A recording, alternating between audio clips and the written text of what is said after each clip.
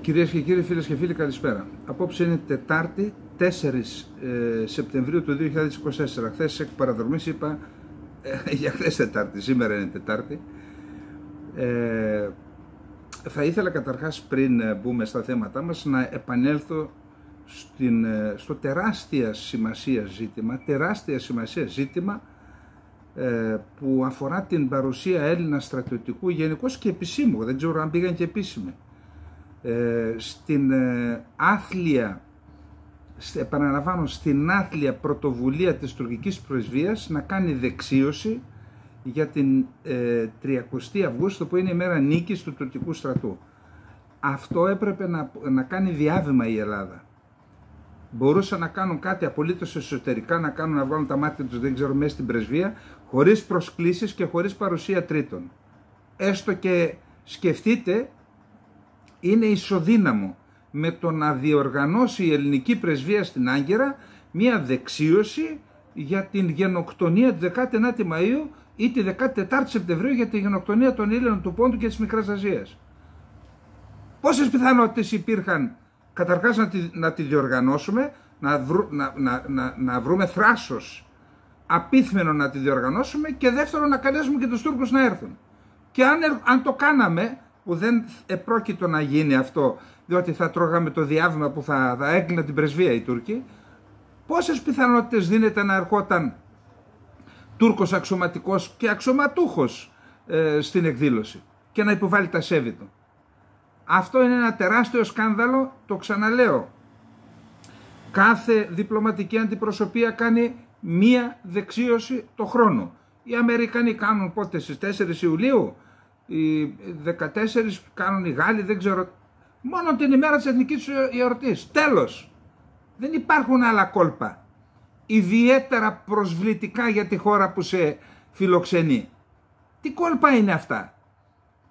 Αντί να κάνουμε διάβημα το Υπουργείο Εξωτερικών και να τους πει τι αθλιότητες είναι αυτές, μία δεξίωση θα κάνετε μόνον και θα καλείτε το πρωτόκολλο, μία δεξίωση, και αυτή θα είναι την εθνική σας γιορτή. Όχι όποτε τους καπνίσει, ιδιαίτερα μια μέρα που είναι προσβολή για μας ή τέλος πάντων οδυνηρή, να κάνουν μέσα στην Ελλάδα αυτή την εκδήλωση. Τι να πω τώρα, πού πηγαίνουν τη χώρα? Δηλαδή βρήκε η Δέσποινα Βανδύ το θάρρος, είχε να μην πω τι, πήγε στο Τσεσμέ, στην Κρίνη της Ερυθρέας, είδε αυτό το πράγμα, την φωτογραφία του Κεμάλ, και λέει: κάτσε ρε φίλε, εγώ ήρθα εδώ να τραγουδήσω αφιλοκερδός στο Ίδρυμα Παιδείας της Τουρκίας για τα έσοδα να πάνε σε κάποιες υποτροφίες. Τι σχέση έχει αυτό που μου μοστράρατε εκεί τη φωτογραφία ολόσωμη πάνω στην πίσω να τραγουδάω εγώ και στην πλάτη μου να είναι Μουσταφά Κεμάλ? Συγγνώμη, τι, ήρθα σε πολιτική εκδήλωση? Και η γυναίκα αυτή, προσέξτε, που ήταν επικίνδυνο και για τη σωματική της ακεραιότητα, διότι με Τούρκους έχουμε να κάνουμε, που μπορεί από πάνω το επίχρησμα να δείχνει χαμόγελα κτλ, πιο πίσω υπάρχει βαρβαρότητα. Έτσι το έχω ξαναπεί. Οι Τούρκοι στην κοινωνία είναι πιο αγαθοί και από εμάς. Εννοώ, αφήστε τα πολιτικά. Όμως αυτό το πράγμα είναι το επίχρησμα. Όταν υπάρξει το σάλπισμα, τότε γίνονται βάρβαροι όπως τους ξέρουμε. Και δεν είναι δικές μου απόψεις, είναι και των ιδίων. Λοιπόν, βρήκε λοιπόν η Δέσποινα Βανδύ το θάρρος, και εκεί την προβόκαραν άσχημα οι άνθρωποι. Εκεί. Φύγε γρήγορα, να τη διώξετε την, έγινε χαμός. Βρήκε το θάρρος αυτή η γυναίκα και είπε: όχι. Και εσείς στείλατε εδώ υποστράτηγο να υποβάλει τα σέβη του την ημέρα της ήττας του ελληνικού στρατού, της κατάρρευσης στη Μικρασία, να πάει, τι μήνυμα δίνετε δηλαδή? Τι μήνυμα δίνετε? Θα δείτε παρακάτω πώς αντιδρούν οι Τούρκοι.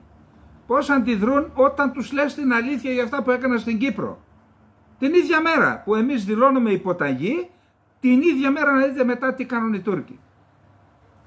Έχω 2 μηνύματα από φίλους. Τι να πω, είναι τέτοια αθλιότητα πραγματικά. Και έχουμε και κάποιους στο διαδίκτυο επειδή αυτό αφορά την κυβέρνηση, είναι τόσο τυφλωμένη. Συγγνώμη, πέρα από τα κόμματα, πάνω από τα κόμματα υπάρχουν τα εθνικά θέματα.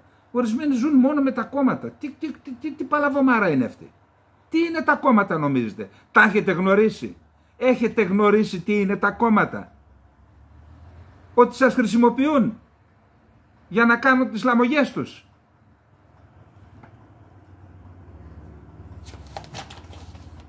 Λοιπόν, πάμε να δούμε, έχουμε 2 μηνύματα. Ένας φίλος, Πασχάλης, δεν χρειάζεται το άλλο, μου δίνει το ξέρω το θέμα, αλλά επειδή είναι ειδικό, μου θέτει ένα θέμα που σχετίζεται, η Τουρκία θεωρεί αυτήν αδικημένη για τα όρια του FIR. Τα όρια του FIR ορίζονται από τον ICAO, από το Διεθνή Οργανισμό Εναέριας Κυκλοφορίας. Τα όρια λοιπόν του FIR Αθήνας και Λευκωσίας ταυτίζονται περίπου με το χάρτη της Σεβίλης. Περίπου. Δηλαδή τότε με όρους διεθνούς δικαίου όρισαν τα όρια του FIR. Και επειδή το FIR, τα όρια του FIR είναι και τα όρια της έρευνας διάσωσης, η Τουρκία θέλει να αλλάξει τον FIR και για άλλους λόγους. Και για τη γαλάζια πατρίδα. Και έχει κάνει διάφορες ενέργειες είτε σε επίπεδο ICAO είτε σε επίπεδο IMO, διότι έρευνα διάσωσης σε αεροπορικά δυστυχήματα αφορά τον ICAO και σε θαλάσσια ναυτικά δυστυχήματα, ατυχήματα τον IMO. Εκεί έχει κάνει κάτι κόλπα η Τουρκία για να προσπαθήσει να υποκλέψει δικαίωμα στην έρευνα διάσωση. Και εδώ με ενημερώνει ο κύριος Πασχάλης ότι έχει κάνει και προσπάθειες για να αλλάξει το FIR. Επειδή αυτό είναι ειδικό θέμα, θα ρωτήσω τον κύριο Αϊφαντή που είχε πρόσβαση στο σχετικό φάκελο και θα επανέλθω. Το κρατάω πάντως. Πασχάλη, το κρατάω. Δεύτερο θέμα. Ο Πασχάλης δεν θέλησε να πούμε το επώνυμό του. Εντάξει, δεκτό και το σεβόμαστε. Κύριε Καλλιτέρη, καλημέρα. Είμαι τακτικός θεατής στο κανάλι. Λέγομαι Κοσμάς Κοκκινίδης.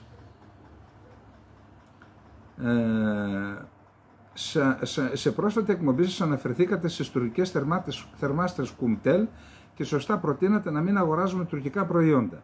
Είναι απαραίτητο όμως να ενημερωθούμε και για τα τουρκικά προϊόντα που δεν αναφέρουν χώρα προέλευσης. Ακούστε, τώρα μην θεωρήσει ο επιχειρηματίας που τα εισάγει ότι έχω κάτι με τον ίδιο. Το ανέφερα επειδή διαφημίζεται περισσότερα από οποιοδήποτε άλλο. Και τα έπιπλα Ιστιγκμπάλ το ίδιο.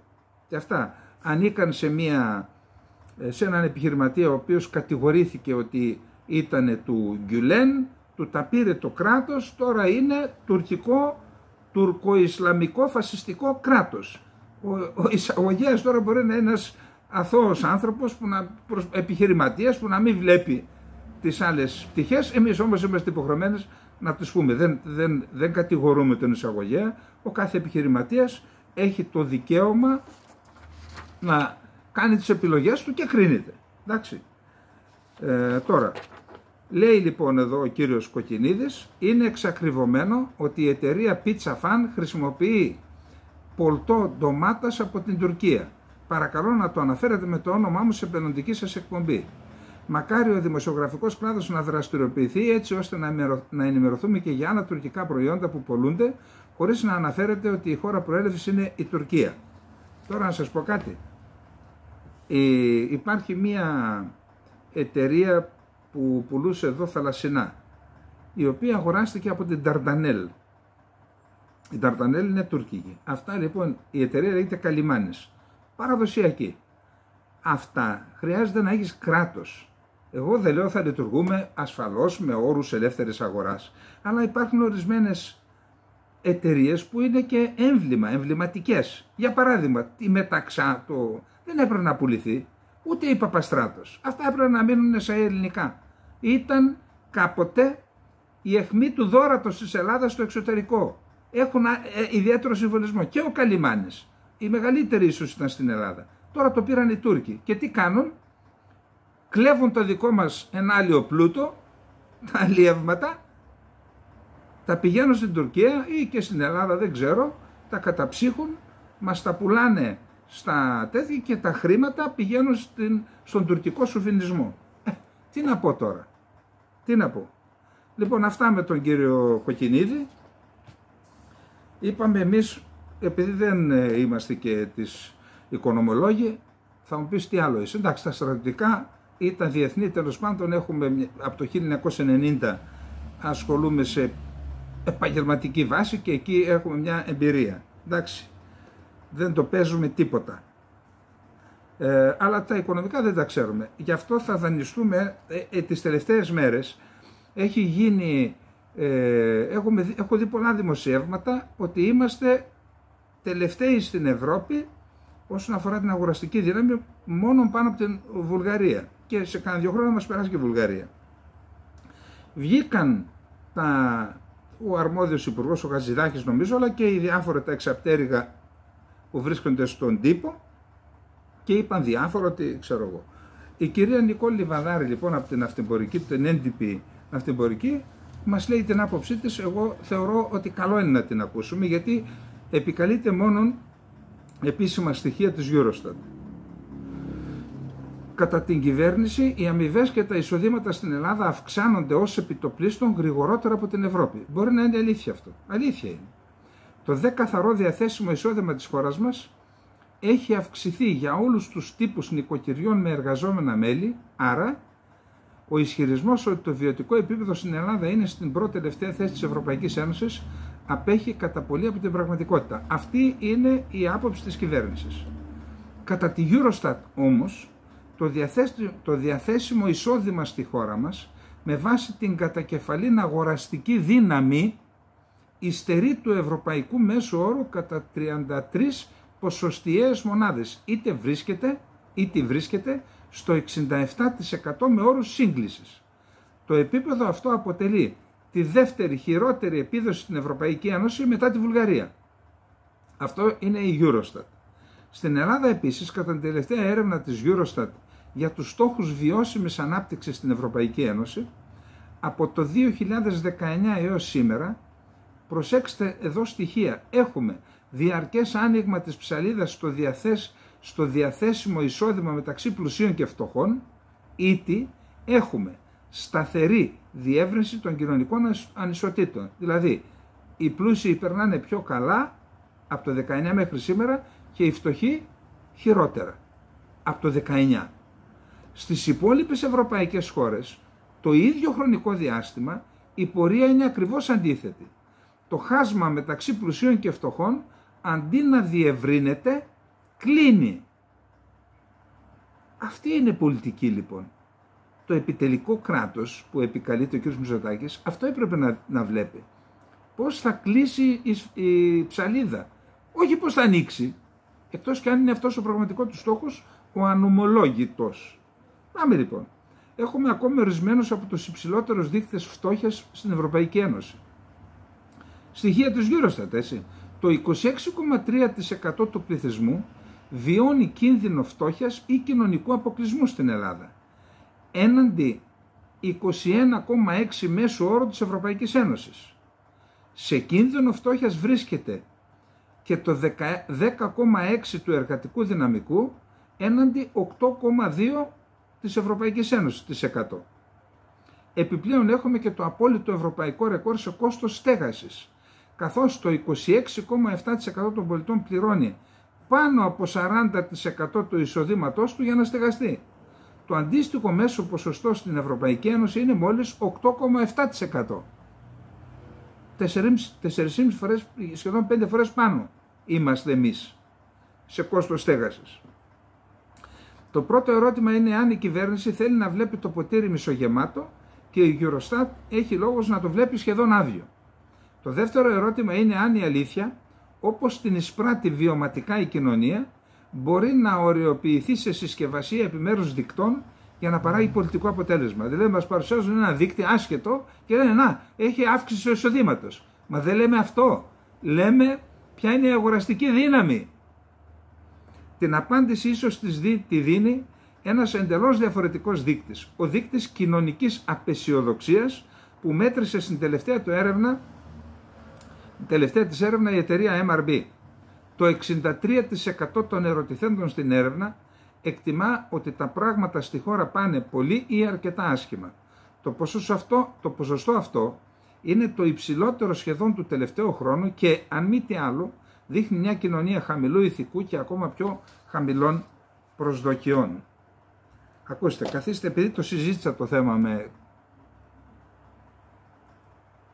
με πολιτικούς που δεν είναι ενεργοί τώρα, τους οποίους εμπιστεύομαι, που βγήκαν από την πολιτική φτωχότεροι από ό,τι μπήκαν. Δεκαετίες βουλευτές. Και καθίσαμε λίγο, συζητήσαμε αυτά τα προβλήματα και το πώς είναι δυνατόν η χώρα να βγει από αυτό το βάλτο, διότι για βάλτο πρόκειται. Επαναλαμβάνω, εδώ σε αυτή την εκπομπή, ό,τι θετικό γίνεται στην οικονομία προσπαθούμε να το παρουσιάσουμε, παρότι δεν είμαστε ειδικοί.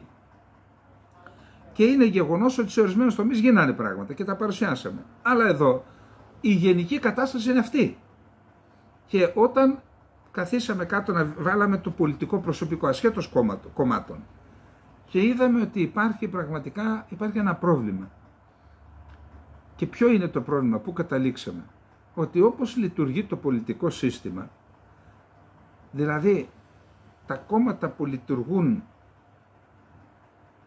και η είσοδος στην πολιτική εξαρτάται από μερικές ομάδες που βρίσκονται στα κεντρικά των κομμάτων, αυτό σε συνδυασμό με την οικογενειοκρατία. Η οικογενειοκρατία είναι σαν τη Λερναία Ύδρα, ένα κεφάλι κόβεις 10 βγαίνουν. Αυτό λοιπόν, το κλειστό κύκλωμα δηλαδή, και σε συνδυασμό με την οικογενειοκρατία, αλλά και με άλλα κυκλώματα που δρούν κυρίως στην Αθήνα, αποτρέπουν ανθρώπους που θέλουν να προσφέρουν και μπορούν να προσφέρουν, τους αποτρέπουν από το να ενταχθούν στην πολιτική. Και έτσι σταδιακά βλέπουμε σήμερα στο πολιτικό προσωπικό της χώρας μία κατάντια. Καθίσαμε και είδαμε τη δεκαετία του 60, του 70, ακόμα και του 80 τι προσωπικότητες υπήρχαν.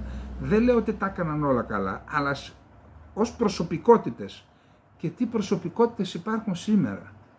Η κατάσταση είναι τραγική και πιστεύω ότι πρέπει να μας προβληματίσει. Προσέξτε τώρα τι άλλο είδα, παρότι έγινε στην Κύπρο μας αφορά. Αυτό που συμβαίνει με την καταστροφή της πόλης και της χώρας, αυτά τα βαψίματα και όλα αυτά ίσως να μην γίνεται σε καμιά άλλη χώρα του κόσμου. Εκτός αυτού στην Ελλάδα έχουμε και ένα άλλο ζήτημα, ότι επειδή κανείς δεν ενδιαφέρεται για τίποτα, και αναφέρομαι κυρίως για αυτούς που έχουν ευθύνη για το χώρο, για τα μνημεία, για τους κήπους, δεν ενδιαφέρονται και οι πολίτες. Αυτό έχει απλωθεί και στην κοινωνία. Κανένας δεν προβληματίζεται, ρε παιδιά, δεν πρέπει να κάνουμε κάτι να σταματήσει αυτή η ιστορία, να οριοποιηθεί η χώρα, η πατρίδα μας, η Αθήνα ή η Σαλονίκη. Επειδή λένε ότι του Έλληνα ο τράχυλος ζυγό δεν υπομένει, μια χαρά τον υπομένει. Θυμάμαι ότι όταν έγινε υποχρεωτική, το 77 νομίζω έγινε, 78, και τότε ο Υπουργός Εμπορίου που ήξερε, νομίζω εμπορίου τώρα, δεν θέλω να δικήσω κανένα, πάντως το είχα διαβάσει, είπε σε ένα φίλο του, κάνε μια εισαγωγή μερικές εκατοντάδες χιλιάδες ζώνες ασφαλείας, διότι θα γίνει υποχρεωτική στα αυτοκίνητα. Έγινε υποχρεωτική στα αυτοκίνητα, αλλά δεν τη φόραγαν οι Έλληνες. Κάποια στιγμή λοιπόν δόθηκε εντολή στην τροχέα, γράψε. Σήμερα δεν βλέπετε κανένα που δεν φοράει ζώνη? Φοράμε όλοι. Τι σημαίνει αυτό?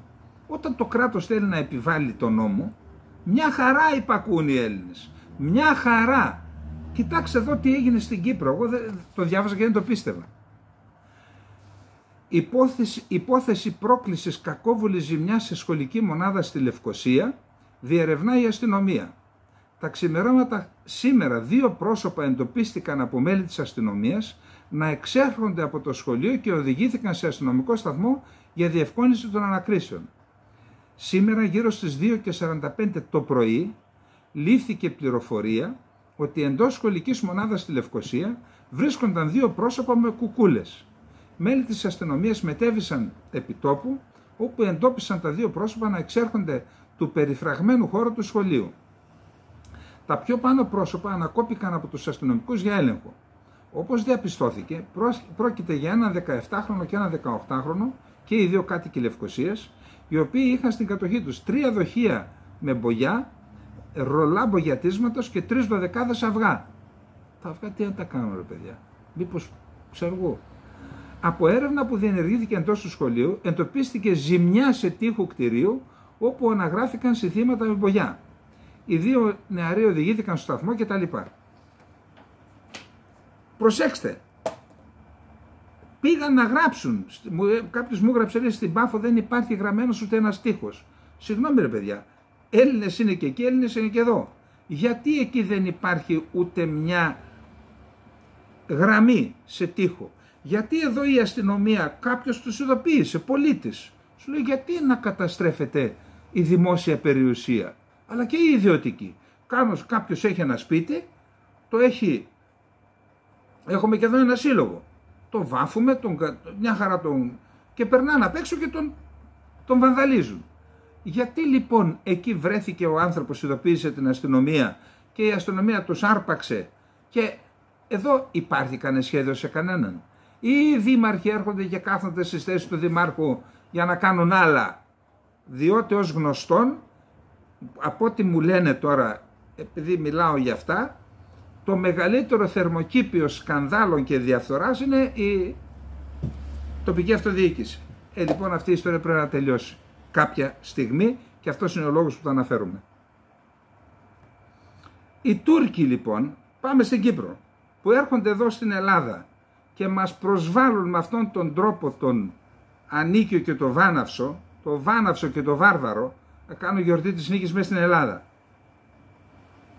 Κάνουν γιορτή της νίκης μέσα στην Ελλάδα.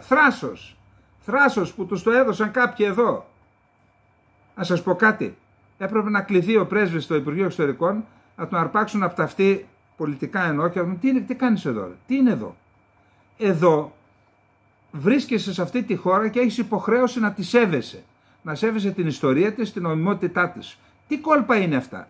Τι κόλπα είναι αυτά? Έχεις εθνική γιορτή?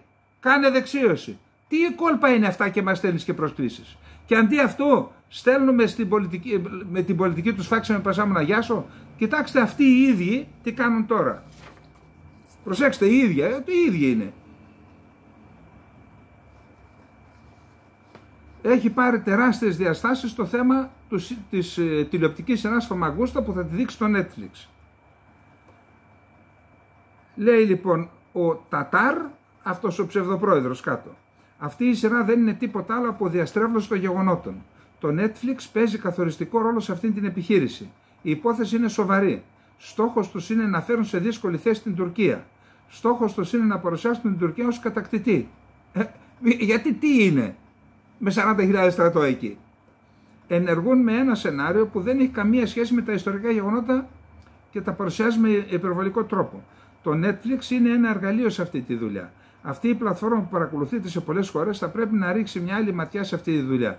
Οι ιστορικοί και οι εμπειρογνώμονες μπορούν να τους υποβάλουν αμέσως μια έκθεση. Έχει αρχίσει ήδη τώρα να ασκούν πίεση στο Netflix. Η Μιλιάτ. Μίλησε ο πρώην πρόεδρος, ψευδοπρόεδρος, ο Ταλάτ. Δεν έχει σημασία αν αυτή η σειρά απαγορευτεί στην Κύπρο ή στην Τουρκία.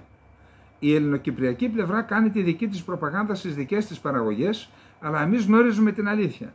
Αν η Τουρκία αφαιρέσει από την παραγωγή αυτήν από όλο τον κόσμο, καλεί την Τουρκία δηλαδή να ασκήσει πίεση στο Netflix, θα είναι σημαντικό. Έτσι κάνουν οι δικτατορίες. Πρόκειται για μια στιγνή ισλαμοφασιστική δημοκρατία που αντιστέκεται στην αλήθεια. Είναι απαραίτητο να σπάσει αυτό το είδος της προπαγάνδας. Είναι απαραίτητο να οδηγήσουμε τους προπαγανδιστές και τον ξένο τύπο στους ομαδικούς τάφους των Τουρκοκυπρίων. Αυτό είναι θέμα οργάνωσης και πίεσης. Εάν η Τουρκία και η τουρκοκυπριακή πλευρά ταπεινώνονται σε αυτή την παραγωγή, Αυτό που πρέπει να γίνει απέναντι σε αυτό είναι να υποθούν τα γεγονότα. Πρέπει να εξηγήσουμε ότι είμαστε έτοιμοι να λύσουμε το υπάρχον πρόβλημα στην Κύπρο. Η λύση αυτή θα πρέπει να είναι εντός του πλαισίου που έχει αποδεχθεί το Συμβούλιο Ασφαλείας του ΟΗΕ. Όταν ήμουν στην εξουσία, δεν επιτρέψαμε τέτοιες προσπάθειες προπαγάνδας. Τις αποτρέψαμε. Ο Τουφάν Έρχιουμαν, αρχηγός, υποτίθεται πιο δημοκράτης, του Ρεπουμπλικανικού Τουρκικού Κόμματος. Μακάρι η μισή από την προσοχή που συγκεντρώνει η σειρά να δοθεί στις σκιές και εικόνες του καταξιωμένου διεθνώς τουρκοκύπριου σκηνοθέτη Ντερβίζ Ζαΐμ, ο οποίος προσεγγίζει το θέμα όχι με τη γλώσσα της προπαγάνδας, αλλά με τη γλώσσα του σύγχρονου κινηματογράφου. Η προπαγάνδα απαντά την προπαγάνδα, αλλά η τέχνη απαντά στην προπαγάνδα με πολύ πιο ουσιαστικό τρόπο. Και λέει, ευχήθηκε να δοθεί προσοχή, είναι λέει προπαγανδιστική και αυτή. Προσέξτε τώρα. Τις αντιδράσεις για την προβολή της σειράς Φαμαγκούστα στο Netflix συνεχίζει η τουρκική πλευρά και λέει ότι δεν εγκρίνει μια τέτοια ενέργεια. Τη σκητάλη πήρε ο βουλευτής και πρόεδρος της Επιτροπής Ψηφιακών Μέσων της Τουρκικής Εθνοσυνέλευσης, Χουσεϊν Γιαϊμάν, που έκανε λόγο για προπαγάνδα της ελληνικής πλευράς όσον αφορά την τουρκική εισβολή. Δεν εγκρίνουμε και ποτέ δεν θα εγκρίνουμε την προβολή της σειράς στο Netflix. Είναι μία από τις πλατφόρμες με τους περισσότερους συνδρομητές στην Τουρκία. Είναι επίσης μέσα στις 10 κορυφαίες στον κόσμο. Συνεχίζουμε να ελπίζουμε ότι θα ληφθούν υπόψη οι ευαισθησίες του έθνους μας και θα υπάρξει λύση. Πάνε να το κόψουν. Λοιπόν, ο Τούρκος πολιτικός ανακοίνωσε ότι όταν ανοίξει το κοινοβούλιο θα καλέσουν στην Επιτροπή τον εκπρόσωπο του Netflix στην Τουρκία και θα μιλήσουμε τουλάχιστον για το πώς θα ακολουθήσουμε έναν οδικό χάρτη. Ποτέ δεν θα εγκρίνουμε να στρέψει άδικα η ελληνοκυπριακή πλευρά το κυπριακό προς άλλη κατεύθυνση μέσω μιας σουρεαλιστικής σειράς αποσυνδεδεμένης από την πραγματικότητα και να την κατευθύνει σε μια επιχείρηση προπαγάνδας. Η Κύπρος είναι τουρκική και θα παραμείνει τουρκική.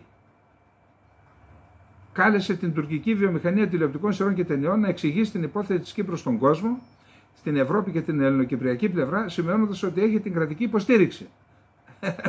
Αυτοί έχουν μηχανισμό προπαγάνδας και εξιδίων κρίνουν τα αλότρια. Όπως αυτοί κάνουν προπαγάνδα για τον άδικο σκοπό τους, φτιάχνουν σειρές, ταινίες και κάνουν προπαγάνδα μέσω αυτών, εμείς δεν το χρειαζόμαστε, πρέπει να πούμε την αλήθεια, είπε.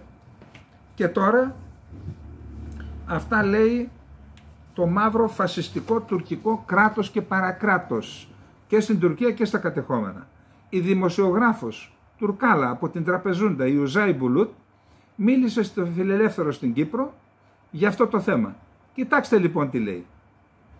Είναι ελπιδοφόρο σημάδι ότι τελικά δημιουργήθηκε μια τηλεοπτική σειρά για τις θηριωδίες που διέπραξαν οι Τούρκοι κατά τη στρατιωτική εισβολή στην Κύπρο το 1974. Τόνισε ότι αυτό που συνέβη στην Κύπρο είναι σαφές και καλά τεκμηριωμένο, η Ουζάι Μπουλούτ.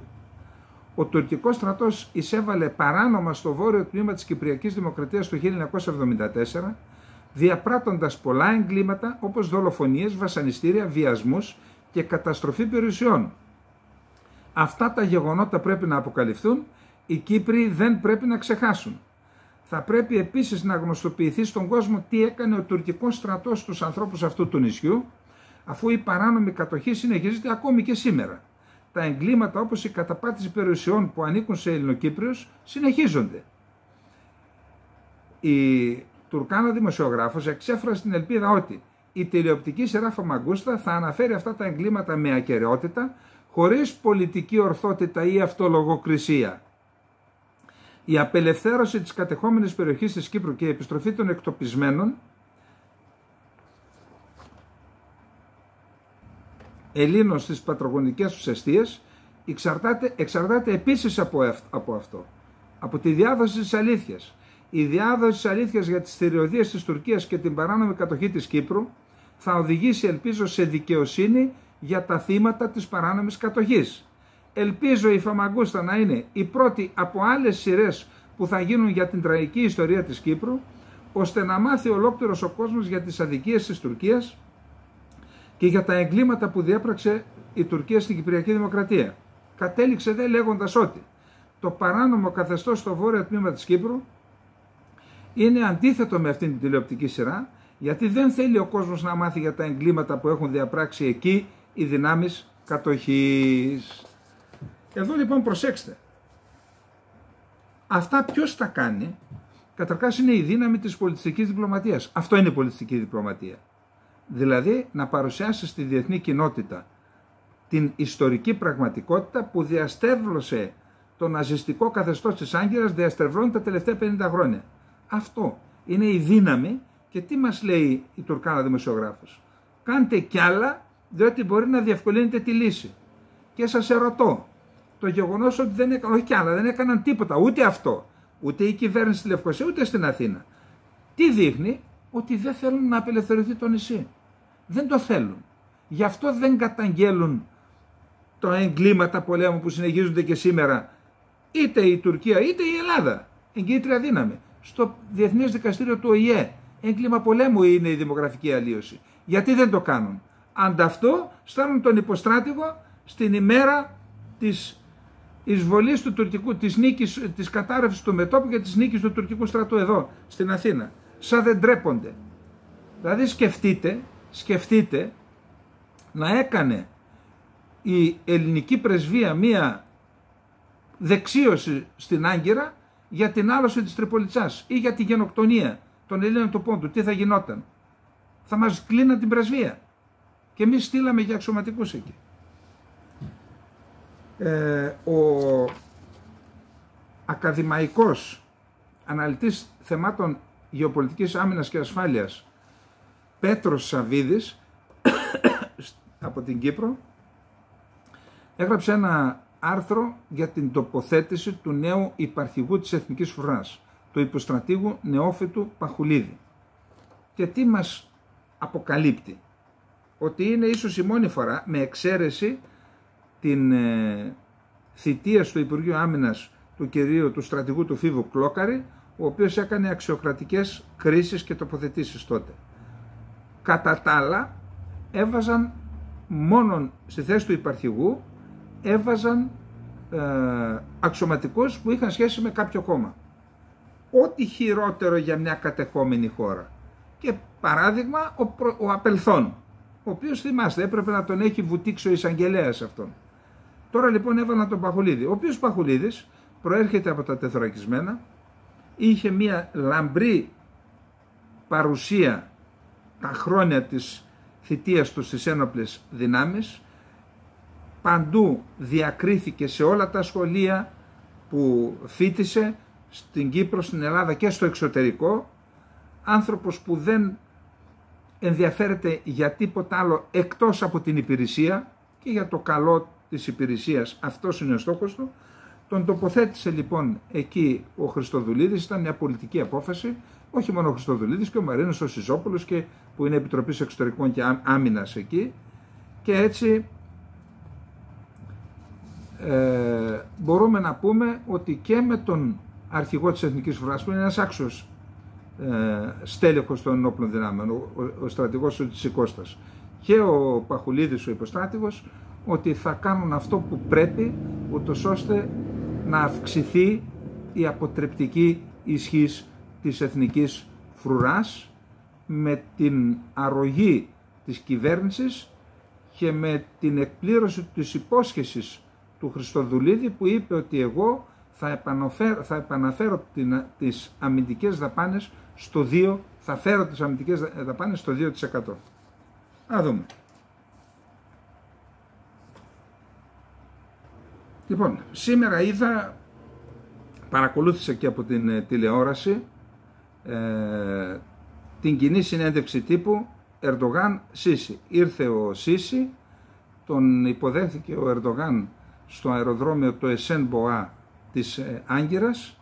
Προσέξτε, οι συμβολισμοί έχουν σημασία. Τα κανόνισαν διπλωματικά και πήγαν με ένα αυτοκίνητο στο Προεδρικό Μέγαρο. Ενώ κανονικά έπρεπε να πάει με το δικό του Ερντογάν και με το αυτοκίνητο της πρεσβείας να πάει της Αιγυπτιακής πρεσβείας. Με ένα αυτοκίνητο, κρατήστε το αυτό. Στη συνέχεια πήγαν στο Προεδρικό Μέγαρο, έγινε η επίσημη υποδοχή. Εκεί υπάρχει ένα μεγάλο ψέμα. Γιατί σας λέω, μιλάμε για ψέμα. Λέει, υπάρχουν οι σημαίες από τα 16 τουρκικά κράτη που εμφανίστηκαν στην ιστορία. Τα 5-6 από αυτά δεν ήταν τουρκικά καταρχάς. τα λένε οι ίδιοι οι Τούρκοι.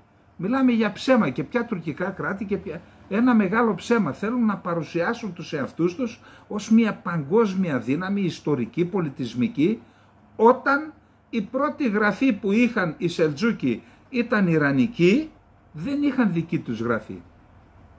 Χρησιμοποίησαν το ιρανικό αλφάβητο και οι Οθωμανοί χρησιμοποίησαν το αράβικο. Ο Κεμάλ τους άλλαξε και έβαλε το λατινικό που είναι ελληνικό.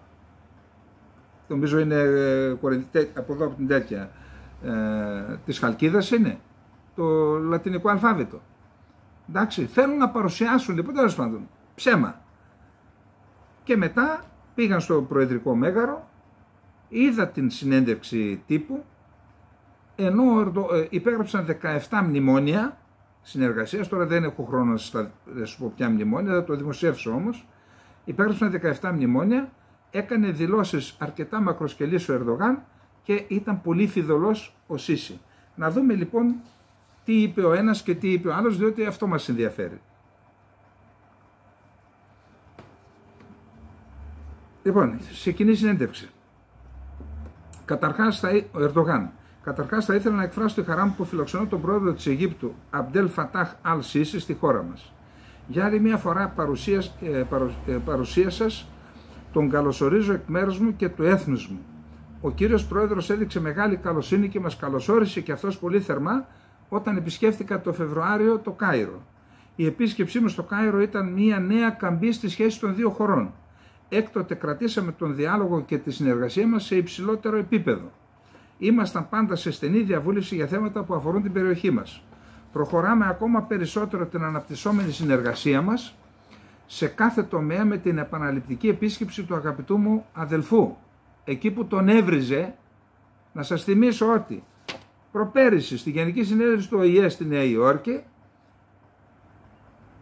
είπε, τον κατονόμασε από το βήμα, είναι εδώ λέει και ένας δικτάτορας, και όταν ο Γκουτέρες έκανε γεύμα δείπνο, νομίζω, και στο δείπνο ήταν καμιά 15-20 αρχηγοί κρατών, μεταξύ αυτών και ο πρόεδρος της Αιγύπτου και ο Ερντογάν δεν δέχτηκε να παρακαθίσει. Εγώ λέει δεν κάθομαι με δικτάτορες. Τώρα είναι αδερφός ο Σίση. Αδερφός γιατί έχουν ως στόχο να λαιλατίσουν την ΑΟΣ της Κύπρου και της Ελλάδας. Έχουν ως στόχο να λαιλατίσουν την ΑΟΣ της Κύπρου και της Ελλάδας με αυτή τη φιλία. Αδερφός. Έχουμε κοινή ιστορία και στενούς δεσμούς φιλίας με την Αίγυπτο που χρονολογούνται αιώνες πίσω. Ενισχύουμε συνεχώς τις βαθιά ριζωμένες και πολυδιάστατες σχέσεις μεταξύ των χωρών μας μέσω των κοινών μας προσπαθειών. Κατά τη συνάντησή μας με τον κύριο Σίση στο Κάιρο, αποφασίσαμε να αναδιαρθρώσουμε το Συμβούλιο Στρατηγικής Συνεργασίας υψηλού επίπεδου. Πραγματοποιήσαμε σήμερα την πρώτη συνάντηση αυτού του μηχανισμού. Με την κοινή μας δήλωση επιβεβαιώσαμε τη βούλησή μας να προωθήσουμε τη συνεργασία μας σε όλους τους τομείς, συμπεριλαμβανομένες της βιομηχανίας, του εμπορίου, της άμυνας, της υγείας, του περιβάλλοντος και της ενέργειας. Το εμπόριο και η οικονομία αποτελούν την ισχυρότερη διάσταση της συνεργασίας μας. Συνεχίσαμε να είμαστε μεταξύ των 5 κορυφαίων εμπορικών εταίρων της Αιγύπτου τα τελευταία 10 χρόνια. Προχωράμε αποφασιστικά προς το στόχο μας να αυξήσουμε τον όγκο των συναλλαγών μας στα 15 δισεκατομμύρια δολάρια τα επόμενα 5 χρόνια. Οι επιχειρηματίες μας συμβάλλουν σημαντικά στην αιγυπτιακή οικονομία, με τις επενδύσεις τους να αγγίζουν τα 3 δισεκατομμύρια δολάρια. Οι Έλληνες επιχειρηματίες φροντίζουν να γεμίζουν τα βουνά με ανεμογεννήτριες και να κονομάνε, να παίρνουν τους δρόμους που έχθισε το ελληνικό κράτος να τους διαχειρίζονται για να βγάζουν δισεκατομμύρια, να παίρνουν δουλειές του δημοσίου και δεν κάνουν βήματα προς τα έξω που θα βοηθήσουν και την ελληνική εξωτερική πολιτική. Αλλά ποια εξωτερική πολιτική? Έχεις εξωτερική πολιτική να σε βοηθήσει και ο επιχειρηματίας? 3 δισεκατομμύρια επένδυσαν οι Τούρκοι στην Αίγυπτο και αυτό το εκμεταλλεύεται ο Ερντογάν. Γιατί τις έχει ανάγκη η Αίγυπτος αυτές τις επενδύσεις. Ενθαρρύνουμε τους επιχειρηματίες μας να αυξήσουν περαιτέρω τις επενδύσεις και καλωσορίζουμε επίσης τους Αιγύπτους επενδυτές στην Άγκυρα. Στους Τούρκους τους λέει και άλλες επενδύσεις κάντε στην Άγκυρα. Θέλουμε να αναπτύξουμε τη συνεργασία μας με την Αίγυπτο στον τομέα της ενέργειας, ιδίως του φυσικού αερίου και της πυρηνικής ενέργειας, που δεν έχει η Τουρκία, ρώσικη είναι, αλλά εν πάση περιπτώσει. Η συμβολή της Τουρκίας και της Αιγύπτου στην περιφερειακή ειρήνη και τη σταθερότητα είναι ζωτικής σημασίας. Στις συναντήσεις μας συμφωνήσαμε να καθιερώσουμε τακτικές διαβουλεύσεις για την επίλυση περιφερειακών ζητημάτων, ιδιαίτερα της Γάζας. Αυτό ήταν το επίκεντρο των συζητήσεών μας σχετικά με την τελευταία κατάσταση στην Παλαιστίνη. Η Τουρκία και η Αίγυπτος έχουν κοινή στάση για το παλαιστινιακό ζήτημα. Η πάυση των επιθέσεων και η μόνιμη κατάπαυση του πυρός παραμένουν προτεραιότητά μας. Το 32% της βοήθειας που στάλθηκε στη Γάζα συνολικά προήλθε από την Τουρκία. Κάναμε ό,τι καλύτερο μπορούσαμε για να αυξήσουμε την πίεση στην Ισραηλινή κυβέρνηση. Ο χώρος των δολοφόνων 41.000 αθώων είναι στις δικαστικές αίθουσες και όχι στη Βουλή του Ισραήλ. Ορισμένες χώρες εξακολουθούν να είναι συνένοχοι στα εγκλήματα που διαπράχθηκαν υποστηρίζοντας το Ισραήλ. Η αποτροπή του Ισραήλ από το να παρασύρει την περιοχή μας σε περαιτέρω ένταση σημαίνει εγκατάλειψη τέτοιων πολιτικών. Και πάμε στο Σίσι τώρα. Ενώ είπε ο Ερντογάν αυτά που είπε, τα κυριότερα σημεία είναι τα εξής. Στην αρχή της ομιλίας μου θα ήθελα να σας ευχαριστήσω για τη φιλοξενία που μου δείξατε. Αποφασίσαμε να κάνουμε κοινά βήματα σε πολλούς τομείς. Η αύξηση του εμπορίου μεταξύ των δύο χωρών είναι μεταξύ των κοινών μας στόχων. Σημαντικές είναι και οι ευκαιρίες που προσφέρουμε στους Τούρκους επενδυτές. Κάνουμε ό,τι καλύτερο μπορούμε για να παραδώσουμε τη βοήθεια που αποστέλλεται στη Γάζα. Συζητήσαμε το συριακό ζήτημα που δεν το είπε ο Ερντογάν. Χαιρετίζουμε την προσέγγιση μεταξύ Τουρκίας και Συρίας. Είπαμε ότι υπεγράφησαν 17 μνημόνια.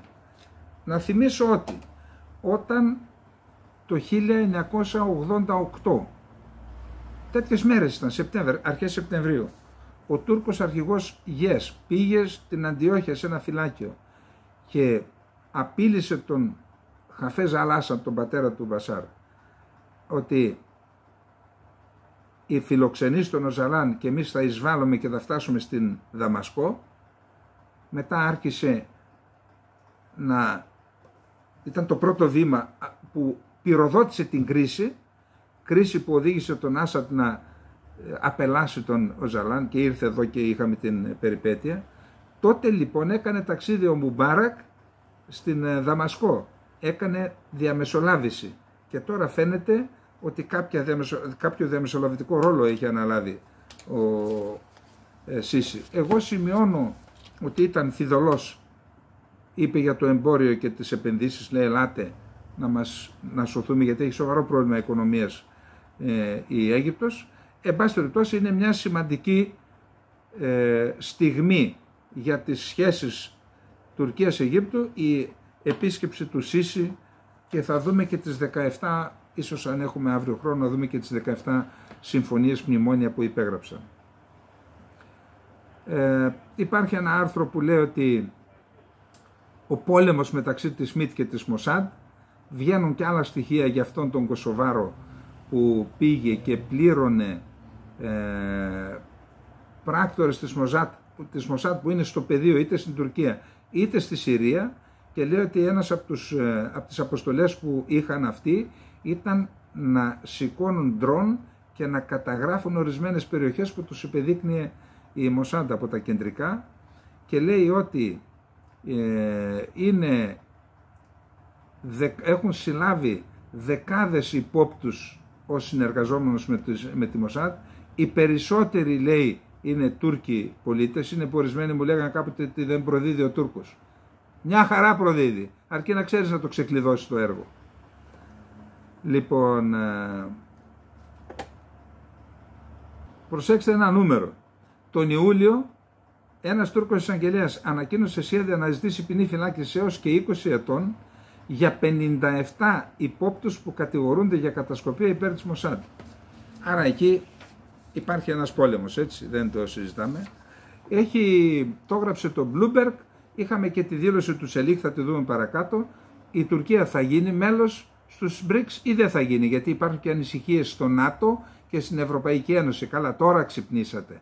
Όταν εμείς βαράμε καμπανάκια χρόνια τώρα, 2018, το εκρεμές της Τουρκίας μεταξύ Μόσχας και Ουάσιγκτον, όταν τα βαράμε εδώ και 8 χρόνια, 6 πόσα, τα καμπανάκια, εσείς τώρα ξυπνήσατε, έτσι.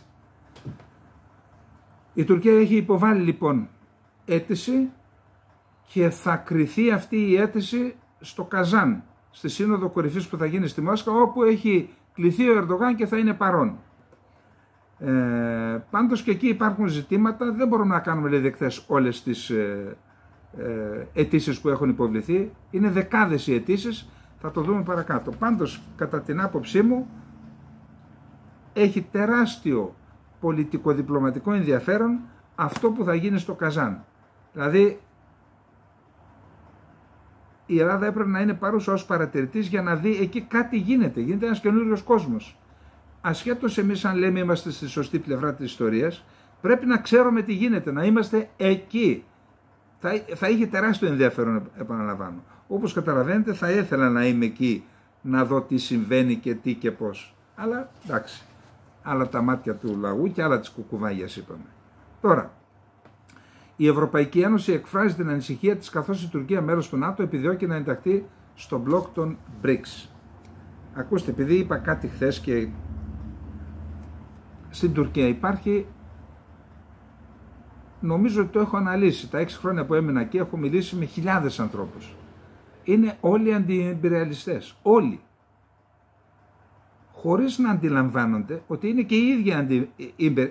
και οι ίδιοι εμπειριαλιστές. Η Τουρκία είναι μια εμπειριαλιστική χώρα. Η Οθωμανική Αυτοκρατορία ήταν εμπειριαλιστική, είχε καταλάβει ξένες χώρες, αλλά και η ίδια η Τουρκία κατά βάση η πολιτική της είναι εμπειριαλιστική, ενδεδειμένη όμως την προβιά της δίκαιης ανάπτυξης, το να σας δώσουμε βοήθεια, να βοηθήσουμε τις αδικημένες χώρες τις μουσουλμανικές και όλα αυτά. Είναι εμπειριαλιστική χώρα. Πώς κτίστηκε όμως αυτός ο μύθος του αντιεμπειριαλισμού? Λένε οι Κεμαλικοί είναι πιο σκληροί αντιεμπειριαλιστές, αλλά και για άλλους λόγους, το ΑΚΕΠ, οι μουσουλμάνοι, το πολιτικό Ισλάμ. Τι πασάρουν στον κόσμο? Λέει εμάς, οι εμπειριαλιστές ήρθαν να μας καταλάβουν τη χώρα, να μας τη διαλύσουν και εμείς πολεμήσαμε με όλους και τους νικήσαμε. Γι' αυτό κάνουν όνειρα στο μυαλό τους ότι ο Τούρκος, αφού νίκησε όλους τους εμπειριαλιστές, Αμερικανούς, Άγγλους, Γάλλους, Ιταλούς, Έλληνες κτλ., ότι μπορεί να τα κάνει όλα. Όμως δεν είναι έτσι. Αυτό είναι ένα μεγάλο ψέμα. Ο Κεμάλ δεν έριξε ούτε μία σφαίρα εναντίον οποιοδήποτε άλλου εκτός από εμάς, τους Έλληνες. Το ξαναλέω. Ο Κεμάλ στο δικό του τον λεγόμενο απελευθερωτικό αγώνα, το δικό του, δεν έριξε ούτε μία σφαίρα σε καμία όντως ιμπεριαλιστική δύναμη, σε καμία, εκτός από την Ελλάδα, η οποία εκεί έπαιξε το ρόλο του χρήσιμου ηλίθιου, και αυτά θα τα πούμε το άλλο Σάββατο, πότε, την Κυριακή, στην Πτολεμαΐδα, την ημέρα μνήμης της γενοκτονίας του Μικρασιατικού Ελληνισμού. Ήμασταν ο χρήσιμος ηλίθιος, πήγαμε στη Μικρασία, μας άδειασαν όλοι οι σύμμαχοι του Πρώτου Παγκοσμίου Πολέμου και όλοι τους Σοβιετικοί, Άγγλοι, Γάλλοι, Ιταλοί στήριξαν τον Κεμάλ, μείναμε μόνοι μας και επήλθε το μοιραίο της 30 Αυγούστου. Άρα αυτά τα παραμύθια που βαράνε τους Αμερικανούς, τους βάρουν τσουβάλια, οι κομμουνιστές, υποτίθεται το ΤΚΠ που χθες στη Σμύρνη, όλα αυτά είναι κόλπα του τουρκικού βαθέως κράτους. Κατά βάθος είναι οι ίδιοι ιμπεριαλιστές, είναι ένα βάρβαρο κράτος, έκαναν τις γενοκτονίες που έκαναν, σήμερα συνεχίζουν τη γενοκτονία στους Κούρδους και έχουν την άποψη ότι αυτοί τα κάνουν όλα καλά. Και γι' αυτό όταν τους παρουσιάζεται η αλήθεια με το Φαμαγκούστα, γι' αυτό παθαίνουνε, σεληνιάζονται, τρελαίνονται. Δεν την αντέχουν την αλήθεια, αλλά θα το πιούν το ποτήρι. Θα έρθει η στιγμή. Λοιπόν, πάμε στο Ισραήλ τώρα. Εκεί υπάρχει σχετική ηρεμία εκεί στην Τεχεράνη. Δεν ξέρω τι γίνεται, εκτός και αν είναι η ηρεμία πριν την καταιγίδα. Ηρεμία στην Τεχεράνη. Η Χεσβολάχ έριξε καμιά 45 ρουκέτες από χθες μέχρι σήμερα. Απάντησε το Ισραήλ, αυτό είναι κλασικό. Συνεχίζονται οι επιχειρήσεις στη Δυτική Όχθη. 33 νεκροί αυτές τις μια εβδομάδα, πέρασε μια εβδομάδα. Που πλέον φαίνεται ότι ό,τι είδαμε στη Γάζα υπάρχει κίνδυνος να το δούμε τώρα και στη Δυτική Όχθη. Θα δούμε. Κατά τα άλλα, οι Αμερικανοί φέρνουν ένα σχέδιο για το διάδρομο της Φιλαδέλφειας που λένε να αποσυρθεί από ορισμένες περιοχές. Εκεί αυτό δεν πρόκειται να το δεχθεί ούτε η Χαμάς, πιστεύω, ούτε η Αίγυπτος, ούτε το Ισραήλ τελικά θα το δεχθεί. Για να δούμε πού πηγαίνουμε και πού είμαστε και πού πηγαίνουμε. Ο πρόεδρος του Ιράν επαναλαμβάνει την πλήρη υποστήριξη στην Παλαιστινιακή αντίσταση. Το Πεντάγωνο: δεν μπορούμε να προβλέψουμε αν το Ιράν θα επιτεθεί στο Ισραήλ ή όχι, αλλά παίρνουμε την απειλή του στα σοβαρά. Τζέφρεϊ Σάξ, τον είπαμε για χθες αυτόν, καθηγητής στο Πανεπιστήμιο Κολούμπια. Εάν το Ισραήλ πάει σε πόλεμο με το Ιράν μπορεί να προκαλέσει σοβαρή ζημιά στο Ισραήλ. Ταξιαρχίες μαρτύρων Αλαξά της Χαμάς. Βομβαρδίζαμε με 107 πυράβλους το Ισραηλινό Αρχηγείο Διοίκησης στη γραμμή ανεφοδιασμού στο διάδρομο Νετζαρίμ, νότια της λωρίδας της Γάζας. Ο διάδρομος Νετζαρίμ κόβει τη Γάζα στη μέση. Και εδώ λέει ρίξαν 100 ρουκέτες. 107 ρουκέτες. Εγώ δεν το είδα πουθενά αλλού. Έτσι λένε αυτοί. Είπαμε ότι έχουμε 46 ρουκέτες από τη Χεσμολάχ. Εκεί σε 7 σημεία είδα να κτυπάνε, κυρίως στην Κυριά Σιμώνα και στη Μετούλα. Εκεί έπεσαν αρκετές, πέρασαν το σιδηρουθόλο.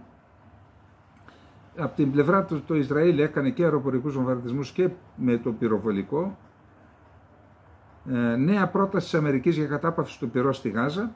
Εκπρόσωπος του Συμβουλίου Εθνικής Ασφάλειας, ο Τζον Κίρμπι. Η συμφωνία που επεξεργαζόμαστε, η οποία σε πρώτο στάδιο περιλαμβάνει την αποχώρηση των Ισραηλινών δυνάμεων από κατοικημένες περιοχές, συμπεριλαμβανομένου του περάσματος της Φιλαδέλφειας. Αυτή η πρόταση δίνει έμφαση στην αποχώρηση των Ισραηλινών δυνάμεων από τη Φιλαδέλφεια προς τα ανατολικά και αυτή είναι η βασική ρήτρα που δεν θα αλλάξει. Νετανιάχου αρνείται να ενδώσει στις πιέσεις, είτε να διαπραγματευτεί μια συμφωνία για τους ομήρους, είτε να τερματίσει τον πόλεμο στη Γάζα, αναφέρουν οι Financial Times. Παρά την προειδοποίηση των διεθνών μεσολαβητών και των αρχηγών του στρατού και των υπηρεσιών ασφαλείας του Ισραήλ ότι αυτό θα αποτρέψει μια συμφωνία για την απελευθέρωση ομήρων που κρατάει η Χαμάς στη Γάζα, δηλαδή η στάση αυτή ότι δεν φεύγουμε από το διάδρομο κτλ. Ο Νετανιάχου επιμένει σε μακροπρόθεσμη στρατιωτική παρουσία κατά μήκος των συνόρων της Γάζας με την Αίγυπτο.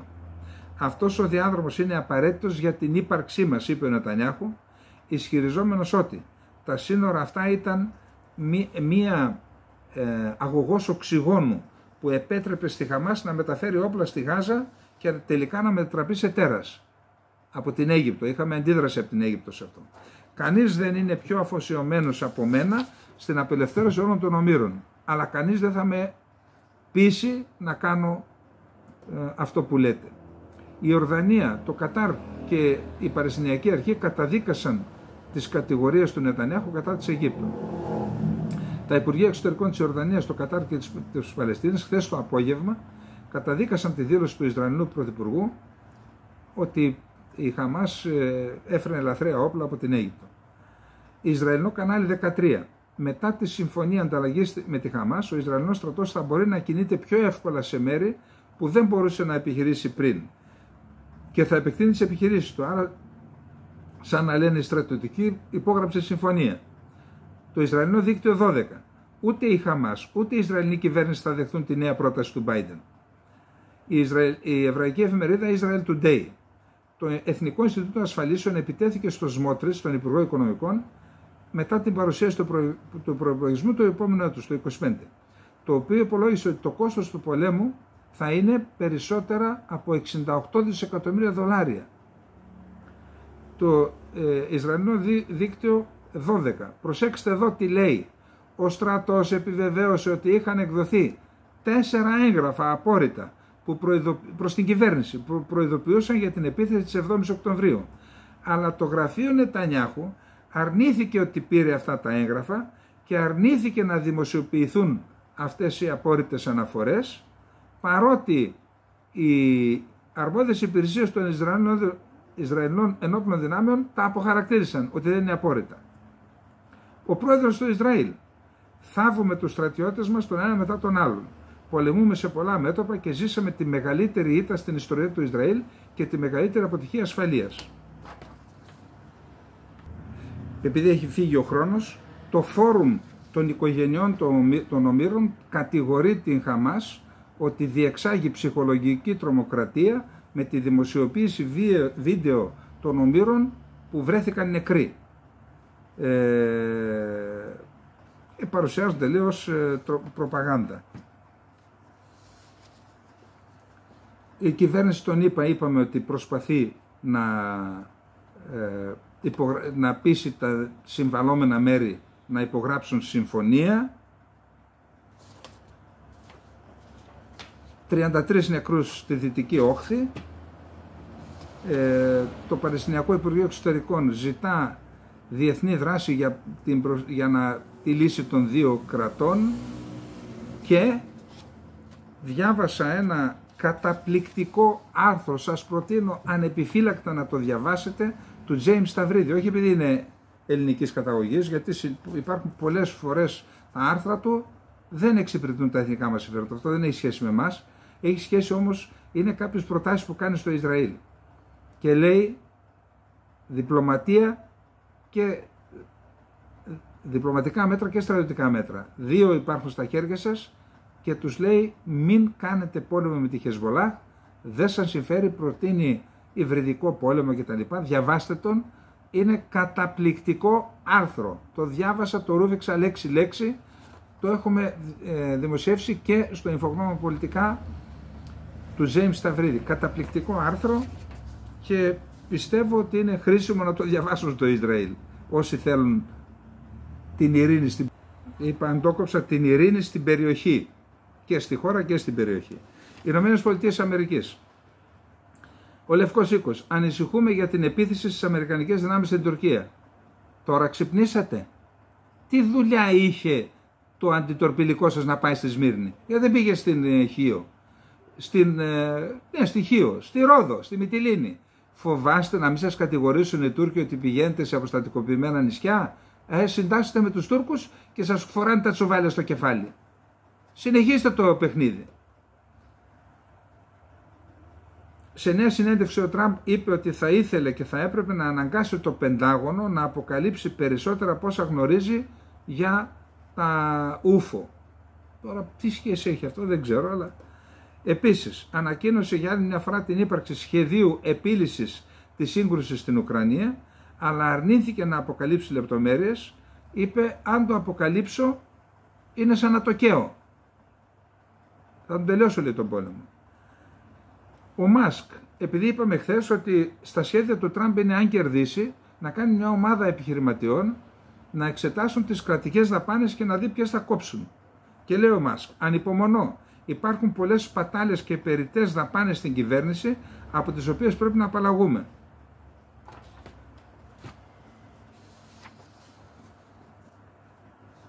Η αποστολή των ΗΠΑ στο ΝΑΤΟ έγραψε σε ανάρτηση: υποστηρίξτε την Ουκρανία μέχρι να επικρατήσει. Οι ΗΠΑ θα σταθούν στο πλευρό του λαού της Ουκρανίας μέχρι να επικρατήσουν. Η Ρωσία δεν θα πετύχει ποτέ στην Ουκρανία και το πνεύμα του ουκρανικού λαού δεν θα λυγίσει ποτέ, είπε ο Biden. Οι εκτοξευόμενοι πύραυλοι κρούς μεγαλοβελληνικούς AGM-158 θα συμπεριληφθούν στο φθινοπορεινό πακέτο στρατιωτικής βοήθειας των ΗΠΑ προς την Ουκρανία, λέει το Reuters. Είναι αυτοί οι πύραυλοι που έκαναν την Ρωσία, τον Πεσκόφ, να πει ότι θα αλλάξουμε το πυρηνικό μας δόγμα για αυτούς τους πυράβλους. Ότι αν μας χτυπήσουν μέχρι κοντά στη Μόσχα, τότε θα έρθει η χρήση πυρηνικών όπλων. Πεντάγωνο.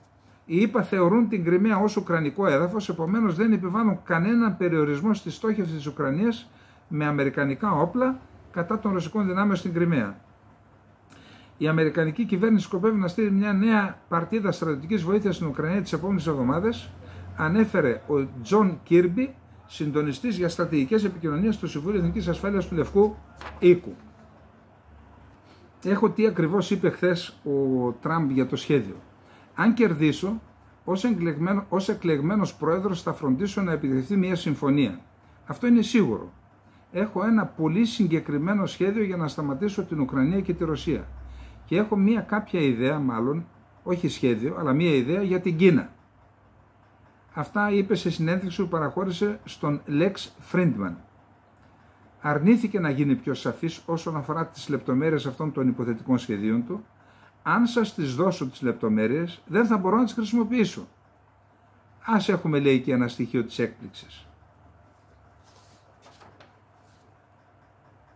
Επειδή ξαναήρθε στο προσκήνιο το θέμα της εις βάρος του κατηγορίας του Τραμπ για το 2020, επιχειρήσε να ανατρέψει το εκλογικό αποτέλεσμα, έδωσε εντολή στους δικηγόρους του, δεν παρέστη ο ίδιος, να πούν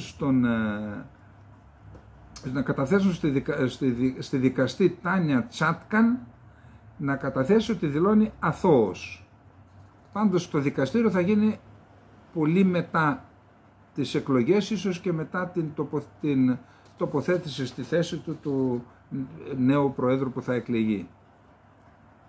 Πάλι έχουμε διάφορες δημοσκοπήσεις, επειδή δεν έχουμε χρόνο θα τις αποφύγουμε. Απλά θέλω να πω ότι ήρθε σήμερα ένας φίλος από την ευρύτερη περιοχή του Μονάχου εδώ και τον ρώτησα με το χέρι στην καρδιά, πες μου τι είναι αυτό το AfD, η εναλλακτική για τη Γερμανία.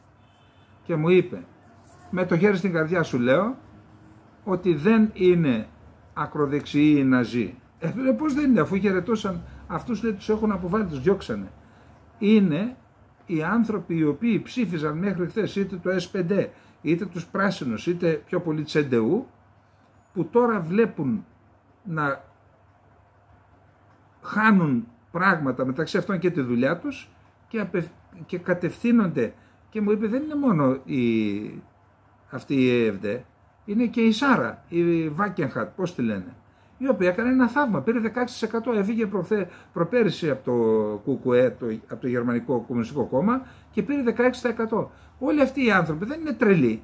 Μέχρι χθες κάτι ψήφιζαν και λακίζουν τώρα. Προσπαθούν να βρουν μια λύση. Δεν είναι άρα μόνο οι ακροδεξιοί όπως λένε, είναι και η Σάρα. Εκεί τι έχετε να πείτε. Τέλος πάντων, τα έχουμε πει εδώ σε αυτό το κανάλι από τότε που η Ευρώπη ακολουθεί την πολιτική του να πριονίζει το κλαδί πάνω στο οποίο κάθεται, κυρίως το κατεστημένο, να την πληρώνουν και οι λαοί. Εντάξει, κλείνουν 2 εργοστάσια της Volkswagen, 300.000 εργαζόμενοι στο δρόμο όταν κλείσουν. Τι θα γίνει εκεί πέρα? Και όλα αυτά γιατί? Διότι λέει είναι κακό το φυσικό αέριο της Ρωσίας. Πάρτε το τώρα 10 φορές πάνω και καταστρέψτε την Ευρώπη. Πάμε να δούμε τώρα τι γίνεται στη Ρωσία-Ουκρανία. Εκεί πέρα, κατά την άποψή μου, το πιο ενδιαφέρον και επικίνδυνο για την σταθερότητα στην περιοχή, γιατί η ειρήνη δεν υπάρχει, είναι το ενδεχόμενο να δοθούν πύραυλοι μεγαλοβελληνικούς, που αυτή ποιο είναι το σκεπτικό, γιατί είδα και τους σχετικούς χάρτες. Άμα δώσουν την άδεια οι Αμερικανοί να χρησιμοποιήσουν πυράβλους με 350 χιλιόμετρα βελληνικές, τότε γίνονται κάποιοι κύκλοι που φτάνουν στα περίχωρα της Μόσχας και κτυπούν όντως αεροπορικές βάσεις, αλλά και βάσεις ανεφοδιασμού του ρωσικού στρατού. Ποιο είναι το σκεπτικό? Το σκεπτικό επιχειρησιακά είναι σωστό, ότι αν κτυπήσεις τις βάσεις του ανεφοδιασμού θα υποχρεωθεί η Ρωσία να μεταφέρει τις βάσεις 350 χιλιόμετρα πίσω τουλάχιστον από τα σύνορά της. Επίσης να μεταφέρει και τις αεροπορικές βάσεις. Αυτό δεν έχει τόσο μεγάλη σημασία, πιο πολύ για τα μαχητικά, γιατί τα στρατηγικού βομβαρδισμού ξεκινούν από 1000 χιλιόμετρα πέρα και 1500 και εκτοξεύουν από... δεν κινδυνεύουν αυτά. Πιο πολύ είναι για τον ανεφοδιασμό των στρατιωτικών δυνάμεων που βρίσκονται στο μέτωπο. Και πιθανόν αυτό να το θεωρήσουν στρατηγική απειλή οι Ρώσοι και γι' αυτό αλλάζουν το πυρηνικό τους δόγμα. Πολλοί αξιωματούχοι στο Κίεβο ανησυχούν ότι ο Ζελένσκι προσπαθεί να ενισχύσει την εξουσία του, απολύοντας το Υπουργικό του Συμβούλιο, γράφουν οι Financial Times. 4 υπουργοί και 2 γενικοί γραμματείς. Υπουργός Εξωτερικών και άλλοι υπουργοί, θα δούμε ποιοι, σήμερα το πρωί έφυγαν. Τους έφυγε μάλλον. Ο πρώην Πρωθυπουργός της Βρετανίας, Μπόρις Τζόνσον, κάλεσε τη Δύση να δώσει τους άτακα μέσα στο Κίεβο και να άρει τους περιορισμούς στο εύρος χρήσης τους. Η κατάσταση στο μέτωπο για τις ένοπλες δυνάμεις της Ουκρανίας επιδεινώνεται ραγδαία, γεγονός που συνδέεται με τις προσπάθειες του Κιέβου να άρει τους περιορισμούς στα χτυπήματα στο ρωσικό έδαφος, δήλωσε η Ζαχάροβα, η εκπρόσωπος του ρωσικού ΥΠΕΞ. η οποία προειδοποίησε τις χώρες του ΝΑΤΟ για μια άμεση και εξαιρετικά οδυνηρή απάντηση από τη Ρωσία σε περίπτωση νέων τρομοκρατικών βημάτων από το Κίεβο. Τις επιθέσεις στο ρωσικό έδαφος τις ονομάζει η Ρωσία τρομοκρατικά χτυπήματα. Στην Πολτάβα που έγινε χθες η επιχείρηση, τελικά η Ουκρανία δέχεται ότι ήταν εκεί ένα κέντρο εκπαίδευσης, διαβιβάσεων και ηλεκτρονικού πολέμου του Ουκρανικού στρατού. Πιθανόν να ήταν και ξένοι εκεί. Η εισβολή της Ουκρανίας στη Ρωσία συνοδεύτηκε από ήττα στα μέτωπα στο εσωτερικό. Η γερμανική εφημερίδα Bild αναφέρει ότι ενώ ο Ουκρανικός στρατός κατέλαβε μόνο μία μικρή πόλη, τη Σούτζα, με πληθυσμό 6.000 κατοίκων στην περιφέρεια Κούρσκ, τα ρωσικά στρατεύματα κατέλαβαν 5 οικισμούς στην Ουκρανία. Αναφέρει τους οικισμούς, μια περιοχή με πληθυσμό 53.000 κατοίκων. Ένας στρατιωτικός εμπειρογνώμονας σε συνέντευξή του στην εφημερίδα Bild δήλωσε: η Ουκρανία πληρώνει υψηλό τίμημα στο Ντονμπάς για τις επιτυχίες της στην περιοχή του Κούρσκ. Ο Ζελένσκι είπε στο NBC News ότι η Ουκρανία σχεδιάζει να κρατήσει επαόριστον το κατεχόμενο ρωσικό έδαφος στην περιοχή του Κούρσκ για να διαπραγματευτεί. Η Σερβία, ο αντιπρόεδρος της κυβέρνησης της Σερβίας πήγε στο Βλαδιβοστόκ, όπου υπάρχει ένα φόρουμ οικονομικό. Ο Πούτιν έφυγε από τη Μογγολία, πήγε εκεί, συναντήθηκαν. Επειδή υπέγραψε συμφωνία να αγοράσει 12 Ραφάλ ο Βούτσιτς, δημιουργήθηκε εντύπωση ότι η Σερβία φεύγει από την Ρωσία και πάει στη Δύση. Είπε λοιπόν εκεί ο Αλεξάνδερ Βούλιν, αναπληρωτής πρωθυπουργός της Σερβίας. Η Σερβία δεν είναι μόνο στρατηγικός εταίρος της Ρωσίας, αλλά και σύμμαχος, και γι' αυτό η πίεση της Δύσης σε εμάς είναι τεράστια, αλλά η Σερβία δεν θα γίνει ποτέ μέλος του ΝΑΤΟ. Δεν θα επιβάλλει ποτέ κυρώσεις στη Ρωσία. Η Σερβία δεν θα γίνει ποτέ μέρος της αντιρωσικής ιστερίας, γιατί σέβεται και εκτιμά τη Ρωσία. Από την πλευρά της, ο Πούτιν, την πλευρά του, απίφθινε πρόσκληση στον πρόεδρο Βούτσιτς να συμμετάσχει στη Σύνοδο Κορυφής των BRICS στο Καζάν. Ο Πούτιν σημείωσε τις ιστορικές σχέσεις και την πνευματική εγκύτητα του ρωσικού και του σερβικού λαού. Ο πρωθυπουργός της Μαλαισίας, Ανουάρ Ιμπραήμ, ήταν και αυτό στο Βλαδιβοστόκ για να συμμετάσχει στο Ανατολικό Οικονομικό Φόρουμ και να συνομιλήσει με τον Πούτιν. Τον Ιούλιο η Μαλαισία έστειλε επιστολή αίτησης για ένταξη στους BRICS. Κρεμλίνο, εδώ είναι τα σοβαρά. Η επέκταση των BRICS θα αποφασιστεί στη Σύνοδο Κορυφής του Καζάν, είπε ο εκπρόσωπος του Κρεμλίνου. Γνωρίζουμε το ενδιαφέρον της Μαλαισίας να γίνει μέλος των BRICS. Εμείς, όπως και πολλές άλλες χώρες, υποστηρίζουμε αυτό το ενδιαφέρον και θα το συζητήσουμε με τους συναδέλφους μας που είναι χώρες μέλη των BRICS. Χθες ο Ουσακόφ, βοηθός του Πούτιν, είπε ότι ο Ερντογάν θα παραστεί στην επικείμενη συνάντηση των BRICS στο Καζάν, που είναι τον προσεχή μήνα. Περισσότερες από 45 χώρες έχουν υποβάλει επίσημες αιτήσεις για ένταξη στους BRICS για τη Σύνοδο Κορυφής των BRICS, η οποία θα πραγματοποιηθεί στο Καζάν από τις 22 μέχρι τις 24 Οκτωβρίου. Μόσχα. Υπάρχουν όρια στην επέκταση των BRICS. Υπάρχουν όρια στα οποία μπορεί να επεκταθεί ένας οργανισμός. Υπάρχουν προτάσεις για τον καθορισμό του καθεστώτος των χωρών εταίρων των BRICS. Θα πρέπει όλοι μαζί να καθορίσουμε, τα μέλη δηλαδή, πόσοι εταίροι μπορούν να υπάρχουν και ποιες μπορούν να είναι οι χώρες εταίροι. Θα γίνει επιλογή δηλαδή. Αυτό θα συζητηθεί στη Σύνοδο Κορυφής στο Καζάν, δήλωσε ο Δημήτρη Πεσκόφ, εκπρόσωπος του Κρεμλίνου. Επισήμανε ότι οι BRICS λαμβάνουν ενοποιημένες αποφάσεις για την ένταξη νέων μελών και ότι ο πρόεδρος της Ρωσίας, Βλαντιμίρ Πούτιν, δεν μπορεί να λάβει τέτοιες αποφάσεις μόνος του. Έχουμε κάποια άλλα στοιχεία για την οικονομία της Ρωσίας. Τώρα, επειδή δεν έχουμε χρόνο, αφήστε το, να δούμε ποιοι παραιτήθηκαν. Λοιπόν, παραιτήθηκε ο Δημήτρο Κολέμπα, υπουργός εξωτερικών του Ζελένσκι, ο υπουργός στρατηγικών βιομηχανιών ο Αλεξάνδρ Καμούσιν, ο υπουργός δικαιοσύνης Ντενίς Μαλιούσκα και ο υπουργός περιβάλλοντος Ρουσλάν Στριλέτς.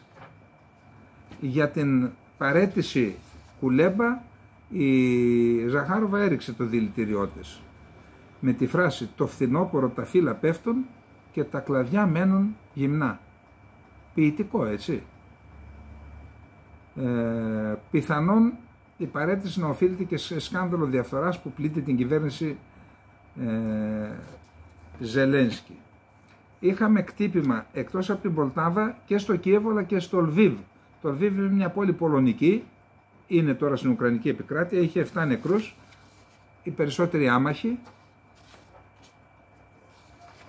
Ο Λαυρόφ στην ουσία έστειλε απειλητικό μήνυμα στις ΗΠΑ. Η Ουάσιγκτον χάνει την αίσθηση της αμοιβαίας ανάσχεσης με τη Ρωσία και αυτό είναι επικίνδυνο. Η χειρή προειδοποίηση στις ΗΠΑ να μην παίζουν με τις κόκκινες γραμμές της Ρωσίας απίφθινε στους Αμερικανούς ο Ρώσος Υπουργός Εξωτερικών Σεργέη Λαυρόφ. Όταν ρωτήθηκε για την παράδοση αμερικανικών πυράβλων, εγώ σας είπα προχθές ότι το πυρηνικό δόγμα σχετίζεται με τους πυράβλους. Όταν ρωτήθηκε για την πιθανή παράδοση αμερικανικών πυράβλων μεγάλου βελληνικού στην Ουκρανία, προειδοποίησε σήμερα Τετάρτη τις ΗΠΑ να μην αστιεύονται με τις κόκκινες γραμμές της Ρωσίας.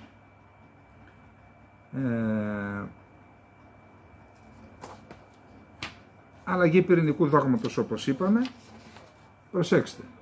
Ο Πεσκόφ είπε ότι η Μόσχα λαμβάνει υπόψη την πιθανότητα η Ουκρανία να χρησιμοποιήσει όπλα μεγάλου βελληνικούς που προμήθησαν οι ΗΠΑ στις επιθέσεις της βαθιά στο ρωσικό έδαφος και αυτός είναι ένας από τους λόγους που προβαίνει στην αλλαγή του πυρηνικού δόγματος. Άρα, λοιπόν, αυτά είχαμε να πούμε για απόψε. Έφυγε πάλι ο χρόνος. Πρέπει κάποια στιγμή να το κρατήσουμε κάτω από την ώρα. Παιδιά, δεν γίνεται άλλο. Ξεφεύγουμε και αυτό έχει να κάνει και με την αυτοπιθαρχία. Άρα θα κάνω ασκήσεις αυτοπιθαρχίας τις επόμενες μέρες για να είμαστε σωστοί στους στόχους που βάζουμε. Λοιπόν, καλή νύχτα, να είστε όλοι και όλες καλά. Γεια σας.